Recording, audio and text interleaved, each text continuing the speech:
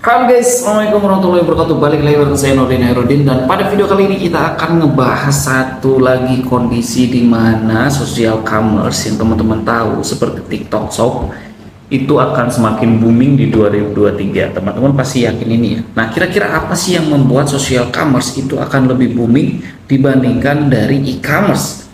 Tapi yang pertama harus kita bahas dan pahami dulu apa sih bedanya social commerce dengan e-commerce.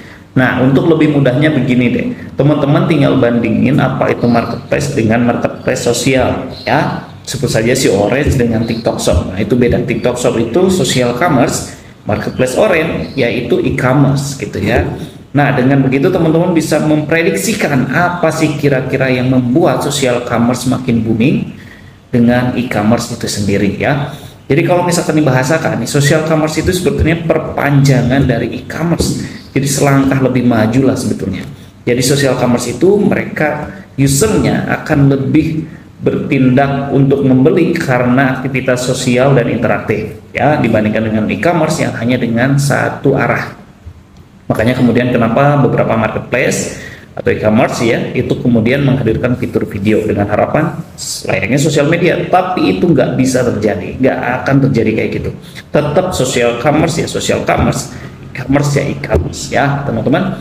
Jadi faktor yang membuat social commerce akan booming yang pertama adalah usernya lebih dominan dibandingkan dari e-commerce. Itu yang pertama ya. Secara ya sekarang kan user sosial media ini orang-orang kenapa nginstal karena memang tujuannya bukan buat beli gitu ya. Tapi kalau di e-commerce orang install ya tujuannya buat beli, buat belanja gitu ya. Jadi adapun belanja di social commerce itu istilahnya bonus lah ya.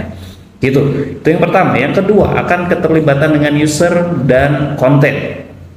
Karena memang si user langsung bikin konten ya, baik itu untuk konten menghibur, konten edukasi, influencer dan lain-lain gitu. Itu akan lebih efeknya lebih tinggi dibandingkan dengan aplikasi atau e-commerce itu sendiri ya.